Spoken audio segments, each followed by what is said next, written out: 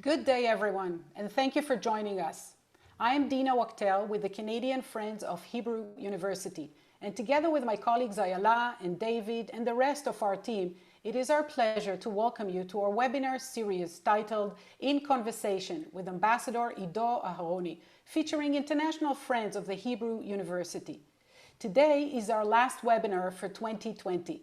After today's webinar, we will be taking a break and we'll return with a new series in early spring. If you missed any of our previous conversations and would like to listen to them, they're all featured on our website. Before we begin, I just wanted to remind everyone that on Tuesday evening, December 15th, we will be hosting an event with world-renowned mentalist Lior Suchard.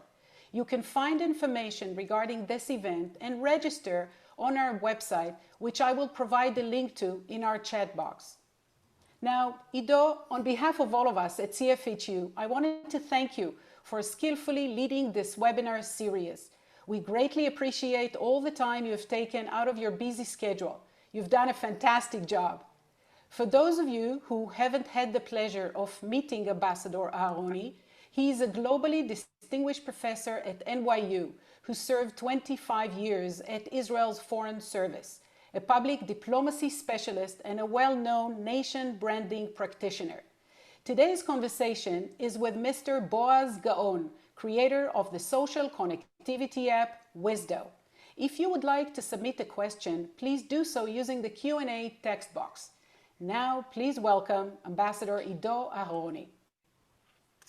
Thank you so much, Dina, and thank you for, embarrassing me publicly like that. I really did nothing. It was really you and your team and your staff and Ayala, and of course under the leadership of Rami Kleiman and Manette Malevsky that I hope they're on the call with us today.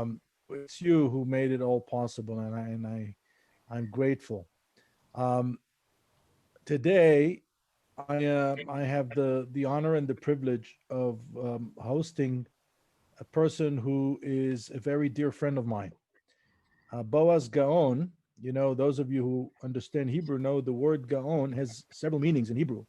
Obviously, the first is genius, but the other is a person who's gifted. Indeed, Boaz is one of the most gifted persons I've ever met. He's gifted in so many ways. He is a playwright, had 6 or 7 plays that were already produced on stage. He's the author of several nonfiction books. He's a award-winning journalist. He is a public speaker. He is a television producer and screenwriter. He is a social entrepreneur and a high-tech entrepreneur. But above all, he is gifted in his ability to observe society, to observe culture, and to observe the behavior of human beings. When I met Boaz, it was in New York around the time of shortly after 9/11. He was the bureau chief for what was then one of the leading newspapers in Israel, Ma'ariv, and he was very unique. On the weekends, he would publish in-depth articles that were the result of his travels throughout the United States. And the gift that he had, looking at people, looking at the way they live, asking them the right questions with sensitivity, with really great finesse, made him one of the most admired content producers in Israel. So it's a real privilege. Let me just say one last thing before I'll ask him. Um, this a company that he created, Wisdo, has a lot to do with the experience he had Father Benny. I'd like to mention was also a dear friend and a person who really was one of the leaders of Israel's economy. Was at the time the head of Israel's largest industrial group called Kur. But I remember him from the early 1990s when he was the head of Kur and was a minor level diplomat. And he came to Los Angeles and he helped me with his connections and he was always there for me. So when I met Boaz years later, maybe 10 years later, less than 10 years, 7 years later, I immediately connected with him. So Boaz, I hope I didn't embarrass you. but you are a Gaon.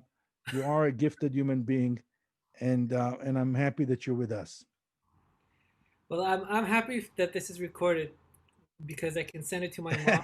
Yes, Uh, yeah, yeah. You can she's send it gonna to everyone. replay this to every person that she's gonna meet in the next 10 years. And those of you who like Israeli of course, he is the nephew of the great Israeli performer and virtuoso Yoram Gaon, who was Benny Gaon's younger brother. So let's start, Boaz, by tell us a little bit about your family, about the roots that your family has in Israel, So my and your family, connection to the also the connection to the Ladino culture.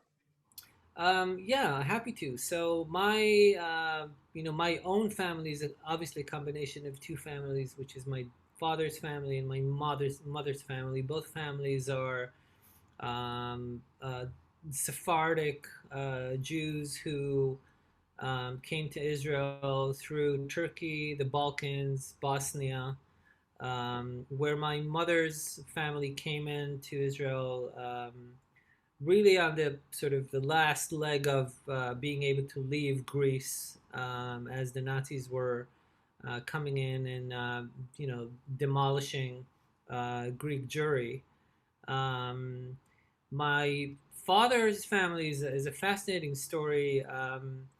Their dad, my grandfather was a 20-year-old Zionist who left his very religious Orthodox family in Sarajevo to teach Hebrew in Jerusalem in the 1920s. He was one of the first, writers in Hebrew and in Ladino, and I can explain what that is in a second.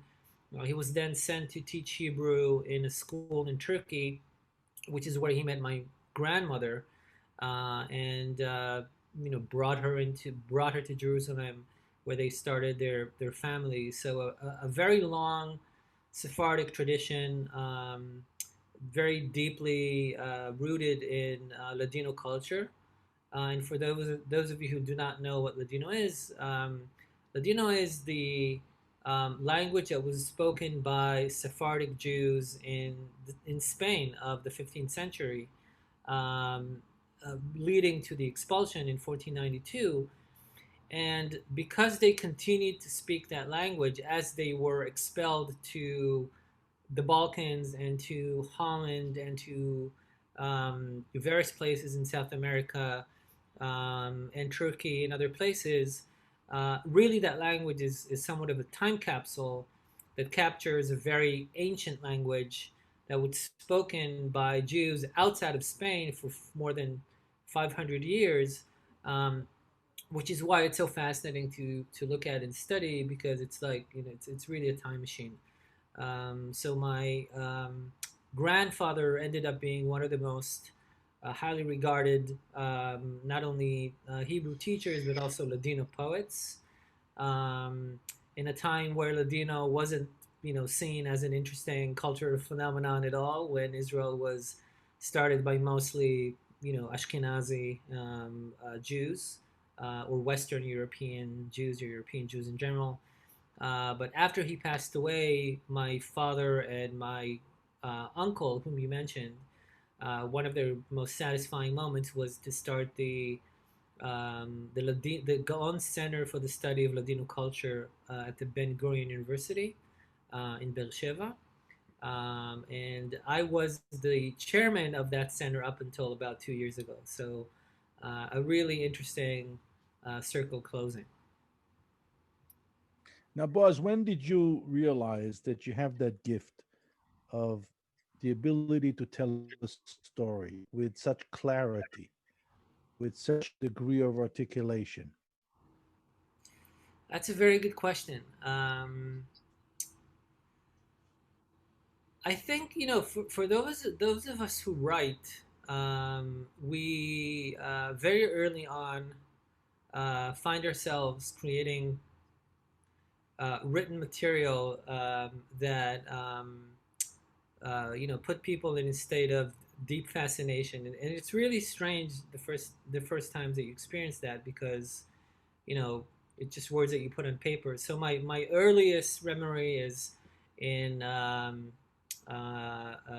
elementary school, where I began writing these weekly serialized stories about this spy, and it was a long kind of month by month story, and the class would convene to see what happens next. So that was my earliest memory as a storyteller. But during the years, you get better at it. Like I always say, and before starting Wisdo, I had this story engineering workshop that I ran with hundreds of startups and organizations and social activists, and it's really a methodology that you get better at implementing, that you can learn, um, and it becomes part of your life, and how you communicate.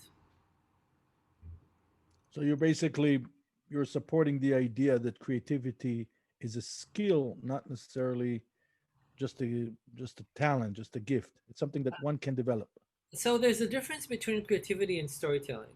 Creativity is the ability to um, create things that didn't exist before by using pre-existing versions of that eventual creation, and that's not an easy thing. And from my experience as both a writer and a teacher and entrepreneur and social activist, I do think that some people are more creative than others. There are people who are more comfortable with things as they are and working in the context of what already exists.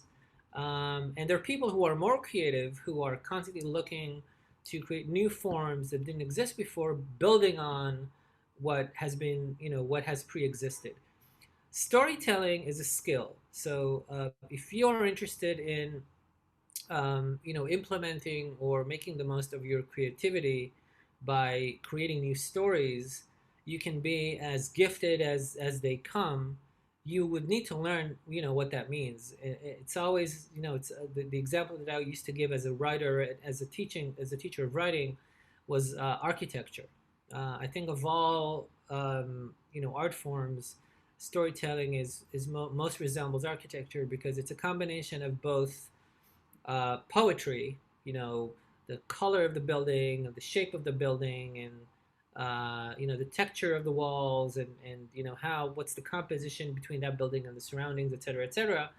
But also, hardcore engineering. I mean, this building needs to stand, and someone needs to be able to turn on the light on floor 5, and whatever water is plants on floor 2 without someone getting wet on floor 1, and somehow that needs to go together. So storytelling is the ability to wed your creativity with the ability to think more methodologically and almost mathematically about the construction of a story. That was a very long answer, but I hope that makes sense.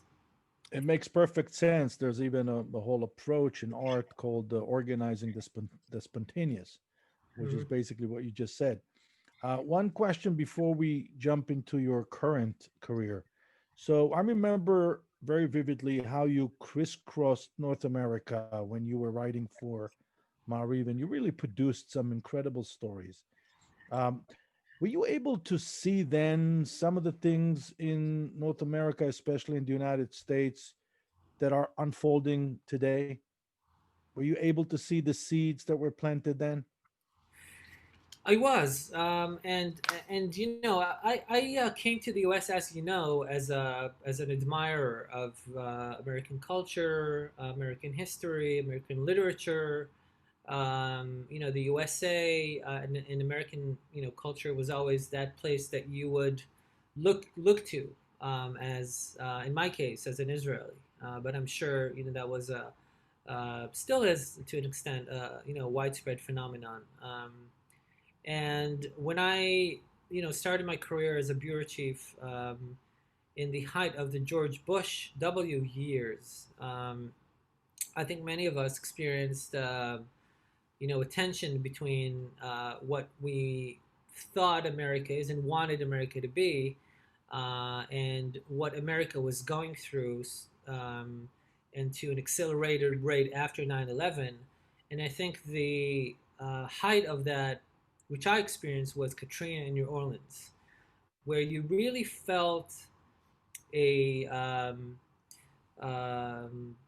a one-sided interpretation of what was happening down in Louisiana, with a population that happened to be African American, um, that showed a side of American culture that I at least didn't recognize and wasn't aware of until I spent a few weeks down there, and and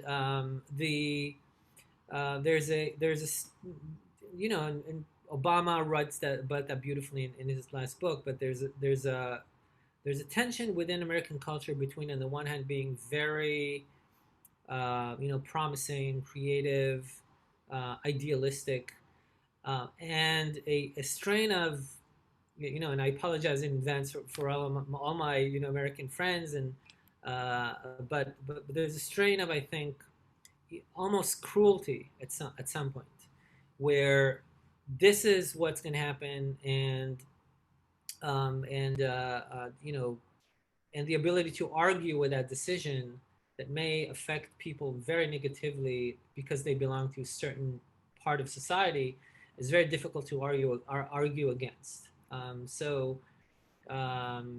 remember in Katrina, just to, I know I'm answering this in length, but it's a great question. One of my most vivid memories was when I was down there. I stumbled into what was in essence a refugee camp of people who tried to flee New Orleans, and really were prevented from leaving in a certain circle around New Orleans, because the official explanation was that maybe they're carrying diseases and all that, but there was a lot of, we don't want them to go into the richer, wider areas around New Orleans, like Baton Rouge, etc. And I was the only white person there, surrounded by tens of thousands of New Orleans citizens who happened to be, again, African American. And when I tried to leave, one of the local police, that suddenly came out of nowhere, thought I was trying to steal the car. And I'm absolutely sure that if I wasn't white, I would be shot. The only thing that caused him a second of hesitance, maybe he's not stealing the car, is because I was white. And then I explained that I'm a journalist and all that. So yeah, I think the U.S. is going through a very um, um, deep-rooted existential identity crisis. Um, you know, it's happened before. I'm still very hopeful that America will prove yet again that it's able to become this, city on the hill that we always wanted it to be and still do want it to be. And but it's certainly not easy. Now, you were always a person of great compassion and great sensitivity to other human beings. What happens to you when the person in need is your father and you can't help him? Um, yeah, that's very difficult, and I'm sure many people who are listening to this can identify with a moment where you're doing all these things and you're busy building a career, you're busy building a family, and you're fighting all these wars, and then something happens very close to home where someone that you thought is invincible, because he used to be able to pick you up and throw you in the air. Um, you know, it becomes very, very weak, and vulnerable and lost and afraid. And in that moment, you try to do the best to bridge the gap between what you still think your dad is, in my case, dad, um, and what that person is becoming. And ironically, and I think many people can identify with that, there's a certain degree of denial up until the moment that that person unfortunately passes away. You still think somehow in a magical, miraculous way that he's able to, emerge from that and go back to the invincible person that he once was. I think in our case, the journey was even more complicated and painful because, just like you said, my father really was this person who was able to take on these incredible struggles and, take this huge company that was on the verge of collapse and turn it around and, and save, some say, save the Israeli economy of the 80s. And was funny, was charismatic, was ready to help anyone who asked him to, and was president of the Israel Cancer Association, with the best connections that one could hope for. And still, when he was diagnosed with cancer, and as the cancer journey progressed, we experienced, we know what every cancer family experiences, which is that we were completely alone, that we had very little idea about what might happen, um, and that at the same time, we know that millions have been through this before, but it's very difficult to find those people who would be able to be two things at the same time. For some reason, it's mostly an either or, either both very compassionate and very understanding and very empathic, but also very knowledgeable, and which is kind of the definition of wisdom. So once my father passed away, after 8 very long and difficult years, being a journalist, and being a social activist, I did what people who are used to trying to change reality somewhat do, which is to think about what we might create that would change these moments for other people, and that is how Wisdo came to be. And so tell us about Wisdo. What are the, so we understand it's a social connectivity platform for people that need that connection. How's it working? Yeah, so Wisdo, Wisdo started by following, my personal story, and then finding a few people who went through similar experiences, not just in cancer, but various kind of personal journeys, where really the question was, how is it possible that on the one hand, we're living through the most interconnected age in the history of humanity, and at the same time, in those moments where when it matters most, we feel completely alone. Um, and that led into looking into this more deeply and looking at studies around loneliness and studies about perceived isolation. And what we saw and were very surprised by was that if our premise was that social networks that really blew up as we were growing up, um, and then all the generations after that can't even imagine a world without social networks. My generation was still had the benefit of experiencing life without social networks, and then kind of experiencing that revolution.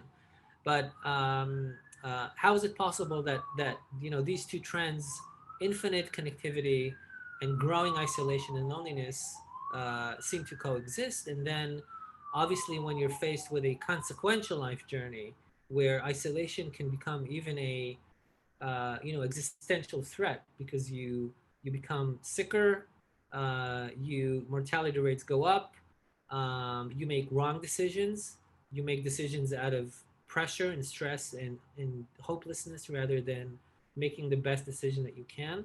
How do these two trends coexist? And after spending years thinking about this and working with some very very smart people, really the core understanding was that the problem is, or one of the problems is, that when we go to social networks to try and find people, The type of people that social networks are programmed to make available to us are counterproductive. If the goal is to feel better about who we are and where we might want to be um, on whatever kind of life journey that we're on. So, go to social, and then we're introduced to people who are mostly people who answer to two criteria, and all of us have experienced that. So they are popular, whatever that means. So they have friends, they have followers, they have likes. And the second criteria is that they're somehow in your social graph already. And that creates a relationship between you and those people of you trying to impress. They are trying to be nice, but often there's a lot of judgment. And it doesn't feed that need to feel supported, especially in a moment of consequence. Um, that led us to try and think about how we might fix that, and eventually we came up with a whole new way of introducing people to other people online. And I can explain how that's done if you'd like Please me do. to. Yes, Um, please do. so really the breakthrough, and it took years. The breakthrough was when we found a way to emulate what a wise person like yourself, Ido, would do if someone would come to you and say, "Hey, Ido, I'm getting divorced, or I've just been fired, or my dad, just got ill, or even positive things like I've decided to change my job and find my dream job, or I decided to, I'm in love with this person, and I really, I'm on this journey called falling in love, or getting married, or divorce, or caregiving, and I don't know what to do." And they told me that you've been there. What you would not do, and what social networks do, is say, go to that room. There are 250,000 people who went through that experience. Good luck. I think what you would do is say, okay, before I tell you what I think, tell me more about where you are specifically on this journey. Have you done this? Have you done this? Have you done that? Have you thought about this? And all these questions, what they would do, they would create a sense of trust between you and that person, where that person, even before you give that person advice, would go, wow, that person really cares. He's asking me questions that I could not have thought about myself. And also, these questions suggest that there's a certain well-trodden path that I'm on, and it was invisible to me, but now it's slightly more visible, and I'm less afraid. I'm less anxious. I'm not the first person to go through this, because if I were, he would know to ask these very specific questions. What we did was take that kind of what we call in the product tech world onboard. What happens when you join Wisdo, and build a digital representation of that. So when you come to Wisdo, the first thing that happens is that we ask you, what are you going through? What's that one thing that you're in the midst of, where that triggers this desire to find more meaningful connections and more helpful knowledge. And once you choose relationship advice, or depression, or anxiety, or heartbreak, or college, or now that we're starting to work with an older population, retirement, what pops up when you choose that experience is a step-by-step outline of the major events along the way that other people who've been through this journey have highlighted as things that you should know about as you go through this. And then you have two engagement opportunities on each and every one of these events. One is to click "Been there," and people will go, "Been there, been there, been there." Really click through all the events that have been part of their lives. And then the other click that is available to them is "There now," and they go there now, there now, there now, really mapping themselves in a very, very granular way. After they're done doing that, we show them steps that are part of this journey, but they're more empowering and aspirational in nature, and they can set them up as goals. They can choose to up to 3 goals. And only once you've done all of that, Wisdo says, okay, Now I'm going to connect you with the right people. And the people that we connect you to are the people who are ranked as most helpful, not most popular, most helpful by other people on the platform.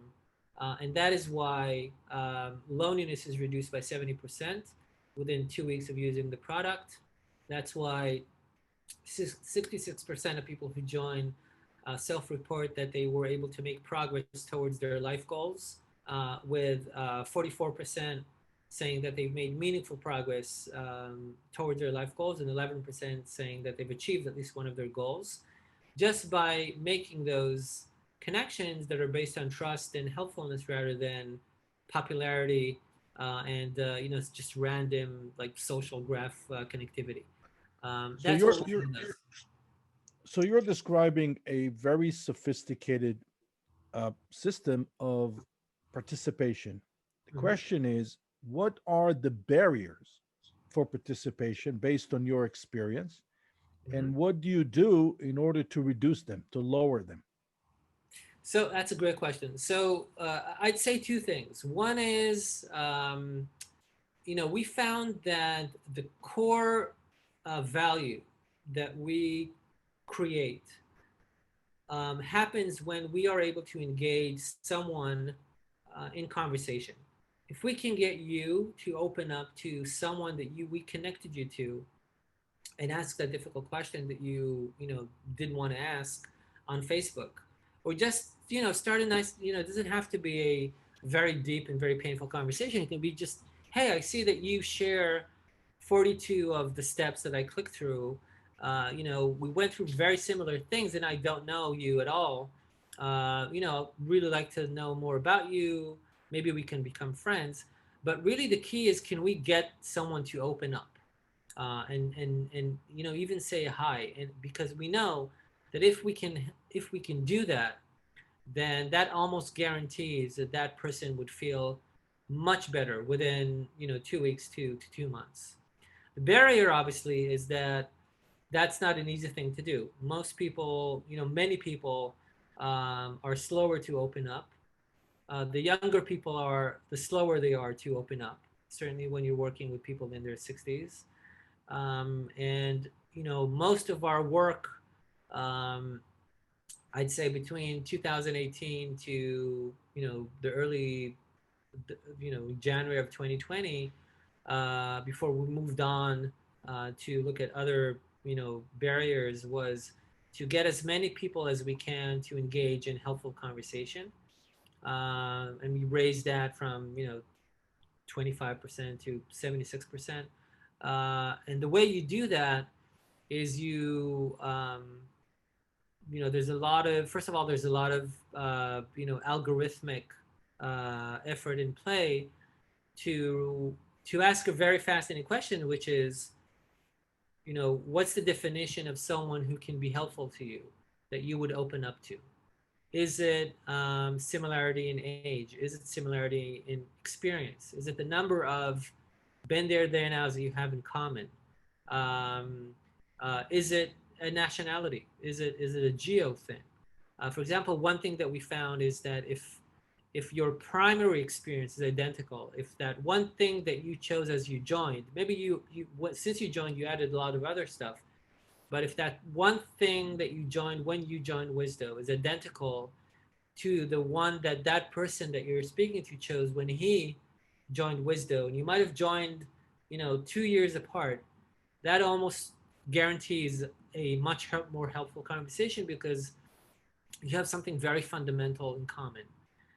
So there's a lot of algorithmic work on the one hand, and then on the other hand, there's a lot of product design work and decisions like removing the like button, which was a game changer for us. There are no likes on Wisdo. There's a helpful reaction. Um, Also, the addition of goals, giving you something that you can work towards and self-improve towards, rather than just connecting you to people that you can chat.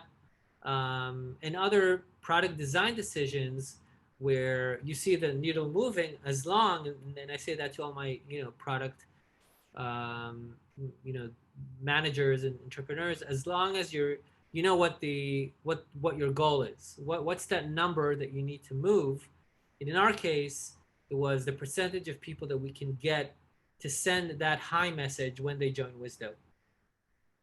Now, a lot of people look at the online conversation with a certain dichotomy, right? A lot of people say, "Oh, the conversation is toxic. It's polarized. It's negative," and a lot of people have a very different experience. Forthcoming, welcoming, embracing, helpful,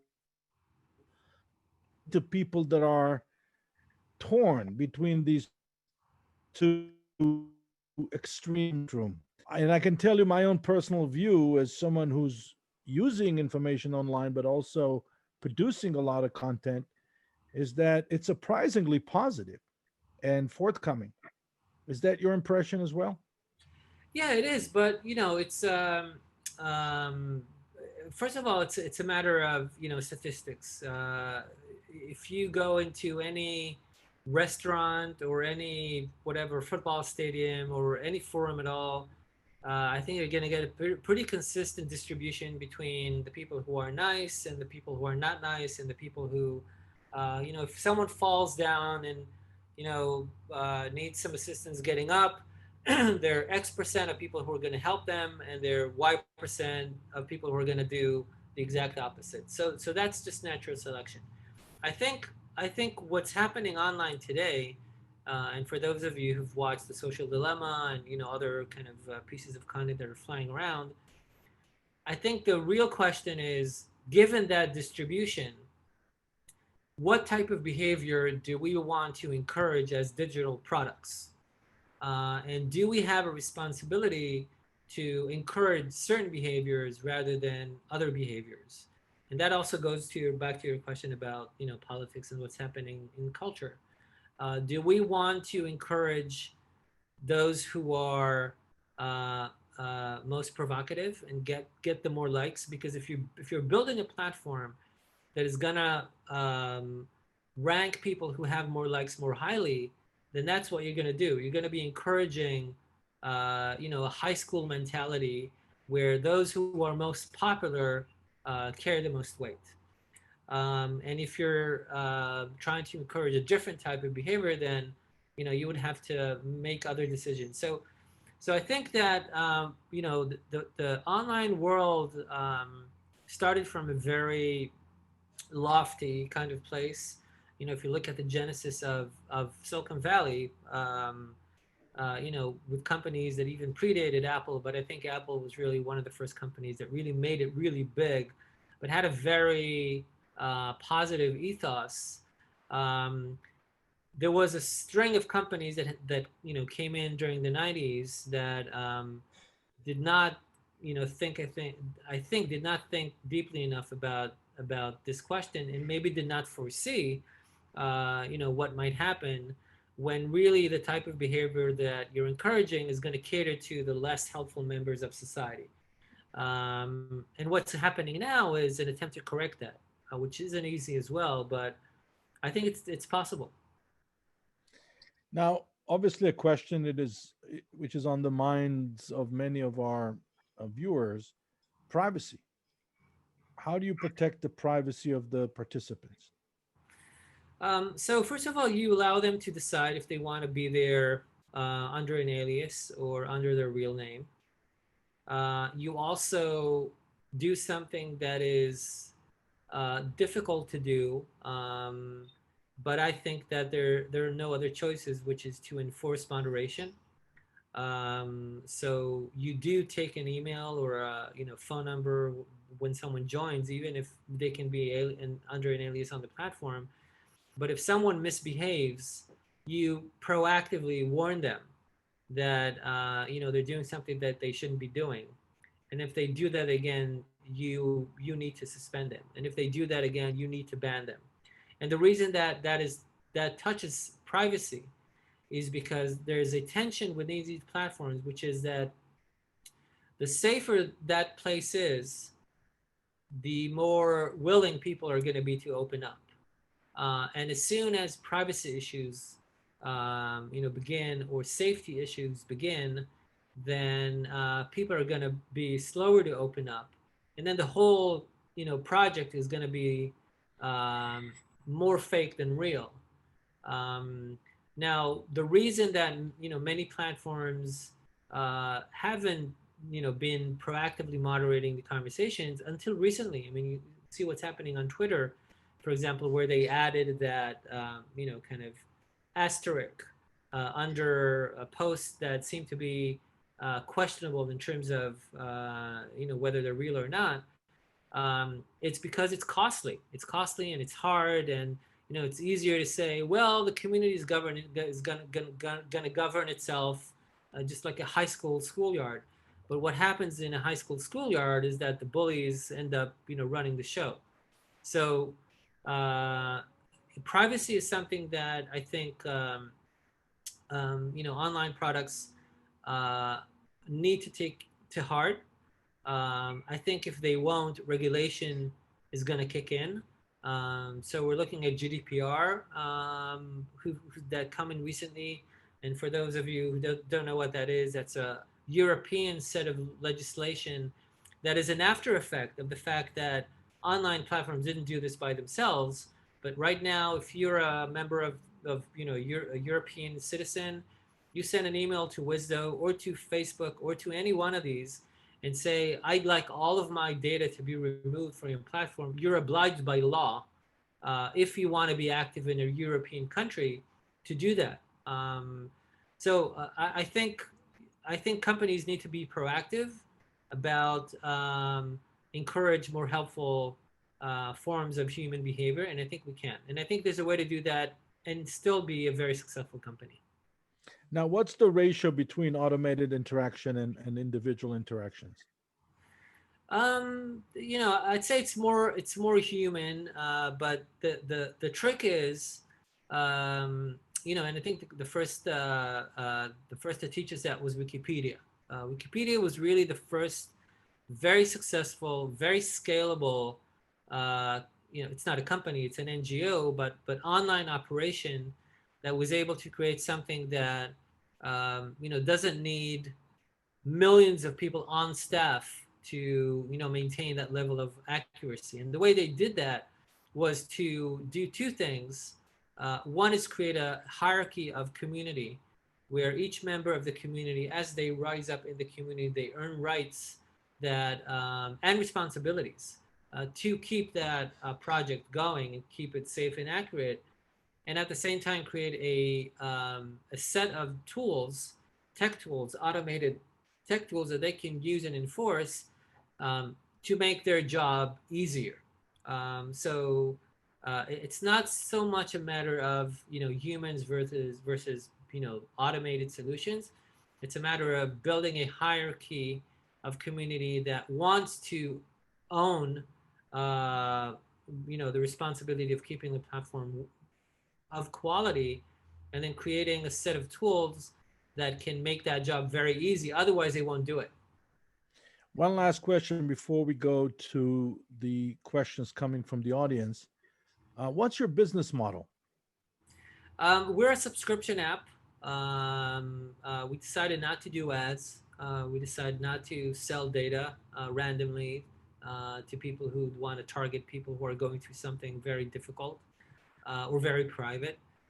Luckily for us, two things happened in the last 5 years that are working for advantage. One is that there's been a wave of very successful subscription, digital content companies, where you see people, coming to terms with the idea that they would be willing to pay monthly or yearly for a quality experience, as long as you don't pollute it with, ads and pop-ups and all that stuff. So if you look at things like Headspace and Calm and Noom and many other subscription apps, even Netflix and Spotify and all those companies, they've done well on subscription for that reason.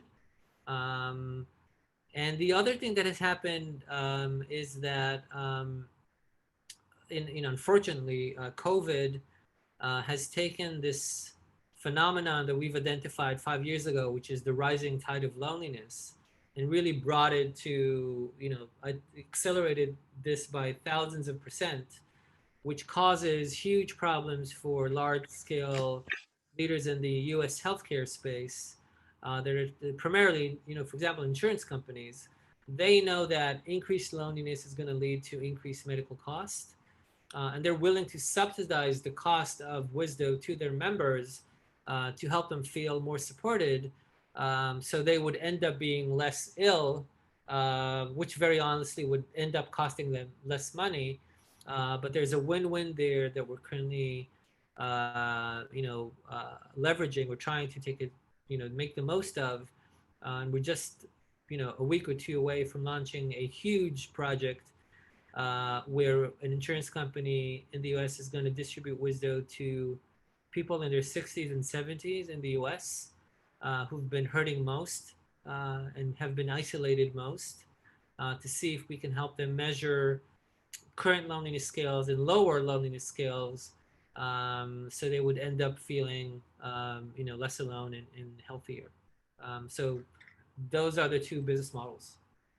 So we have some very interesting questions. The first question is a practical question. How does one become a mentor? Do you need to be a survivor of such a life event in order to become a mentor? There are various badges on the platform, and each requires a different set of skills or level of performance. Helper is the first badge. In order to become a helper, which are the kind of the pool of people that I reach out to when a new member joins, and I want to introduce them to someone who has been there and can be helpful to them, then yes, one is you need to have on your profile an experience that is similar to that of the person joining, and the second is you have had to demonstrate a certain level of helpfulness to earn that badge to get into that status. So that would be an example of a helper, and other badges have different levels of a different threshold that you need to meet in order to become that.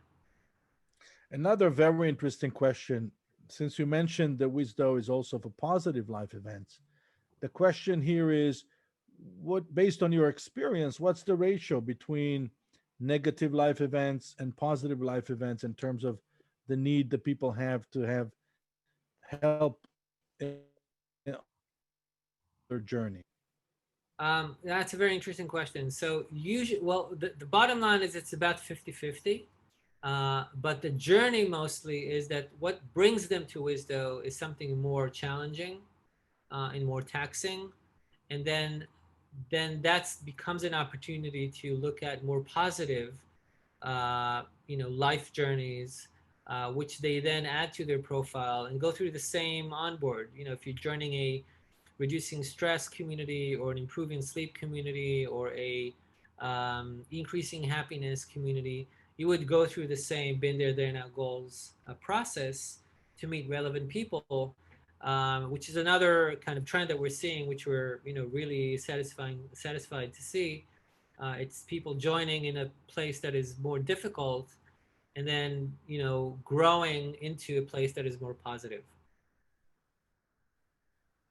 Now, when do you turn to a professional in the field when you observe what are the red flags in your observation of your participants' behavior, and when do you turn to professionals? So there, one of the tools that Wikipedia uses, and we've adopted that approach, is it's what's called a watch list. This is a set of words that are a red flag, or they're a sign of, potentially, not in all cases, but they're a sign of something that might turn, towards the wrong way. And once someone uses those words, that sends a notification to all of the guides, which is one level beyond helper, so they can immediately go into that post and make a decision about whether that post is innocent, or or that post, justifies escalating that situation to something that might justify a professional stepping in, which is where our staff steps in, and we have a very wide range of resources that we can make available in that moment. But what you do is you start with a set of watch listed words, speaking to professionals, etc. And then as the platform grows, the platform itself learns what are those words that might suggest that you need to intervene, and that triggers that push notification. So you start with very obvious words like knife, or pill, or suicide.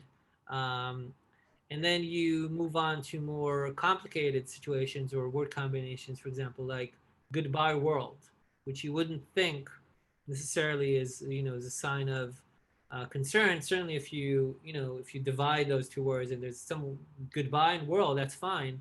But the combination of these two words is something that the platform itself is able to identify quickly as something that justifies an intervention, and that's how moderation, kicks into action. What can you tell us about the users? Some of our viewers are interested to know where they come from geographically, what's their age, what kind of demographics can you share with us? So first of all, if you would like to join Wisdo, please download the app. Send me the email that you use to register, and because I respect Ido so much, you're gonna get a free, complimentary year-long access to Wisdo. So please consider doing that if you want to learn more about the platform. Um, the users are mostly, to date, the users have been in the 18 to, I'd say, 45 age group, mostly in the US and in the UK. Within that demographic, about, I'd say half are in the 18 to 34 age group. So young adults, either in college or right after college, making very consequential decisions, maybe for the first time, beginning their adult life, asking themselves many questions, and maybe in some cases, missing that wise person who's been there that they can have a very honest conversation with, and not finding that person on Instagram. What we're experiencing now, as I said, with large-scale health companies, including insurance companies, wanting us to try and reduce loneliness within their membership, is a much more diverse, spectrum of age groups. Um, and that's very exciting because what you find is that various populations behave slightly differently in the context of finding support. For example, if the average conversion rate to people becoming helpers amongst people who are in their 20s and 30s is about 20%. 20% of people who join Wisdo to find support, step up and help other people, then in the 60s plus age group, it's 45%. And Wow. when you ask them how often would you like to do that, they say once a week. So you discover suddenly that people who are older are much open to being there for other people, and when you ask them, would you like to speak to people who are your age, roughly, they say no, no, we want to chat with younger folks, and be there for them, because we've been there. So it's all these really moving observations. Can you share with us one last question? One inspirational experience that you were exposed to through your work with Wisdo? Wow, there's so many. It's like these things happen, once a week. Um, yeah, there's so many stories. Uh, a member called Rock, who was a member, came in through the PTSD group, and then became a helper and became a guide and became a super guide, which is like the upper echelon of the Wisdo helpfulness community. And then one day he sends all of us this email saying, I want you to know what you did. I was a firefighter in 9/11. I saw my friends perish. I came out of that experience traumatized and had severe PTSD. Resigned the force, stopped being a firefighter, you know, and it was in a very difficult shape. And somehow I heard about Wisdo. I joined the PTSD community. I found other people who've been there. I became guide, and he showed me the way back to helping others. And then he ended by saying, "Thank you for rescuing a rescuer." And Wow. all of us obviously started crying because it was so moving. And I can go on and on. We can do an entire show just on that. Really moving and inspiring stories.